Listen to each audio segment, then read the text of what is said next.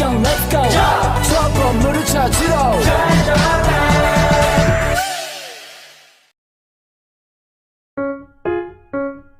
Teks laporan hasil observasi.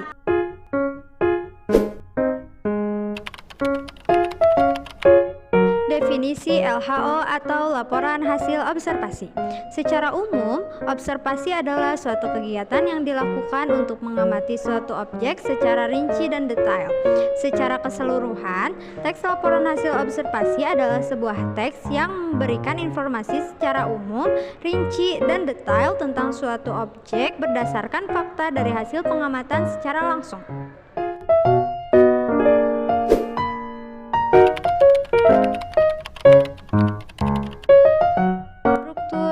Laporan hasil observasi. Yang pertama, definisi umum. Di bagian ini, pembahasan tentang gambaran umum yang membuat informasi tentang objek observasi, waktu observasi, asal-usul, lokasi observasi, dan informasi umum lainnya. Yang kedua, deskripsi bagian atau isi. Berisi inti dari hasil observasi yang dilakukan, yaitu uraian detail mengenai objek atau bagian-bagian objek yang diamati dan klasifikasi yang bersifat teknis dan deskripsi yang menjelaskan masalah secara lebih spesifik. Yang ketiga, deskripsi manfaat. Bagian ini berisi penutup laporan. Penulis bisa menjelaskan tentang manfaat dari laporan yang dikerjakan dan bisa berupa masukan kepada pihak yang bersangkutan tentang suatu objek yang dibahas.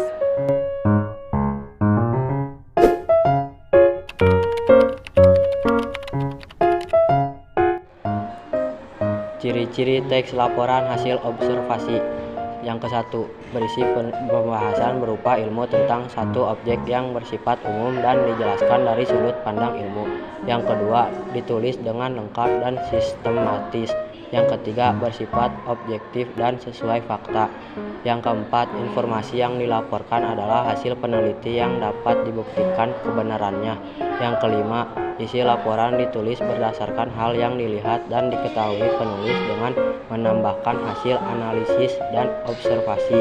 Yang keenam, menggunakan metode penyusunan yang logis, ditulis dengan kata dan bahasa yang sesuai kaidah.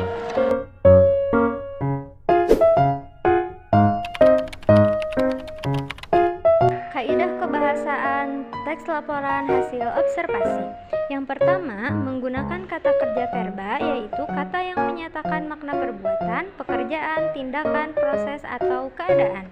Yang kedua, menggunakan kata benda nominal, yaitu kalimat yang predikatnya berupa kata benda.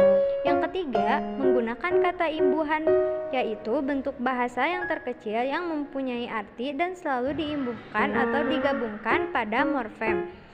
Yang keempat, menggunakan kalimat definisi, yaitu kalimat yang mengungkapkan makna, keterangan, atau ciri utama dari orang, benda, proses, atau aktivitas. Yang kelima, menggunakan kalimat deskripsi, yaitu kalimat yang menggambarkan secara jelas.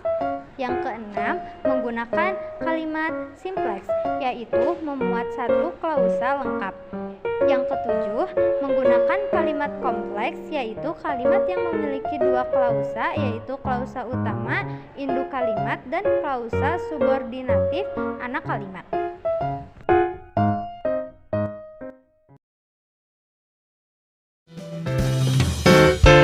Sekian presentasi dari kelompok kami. Wassalamualaikum warahmatullahi wabarakatuh.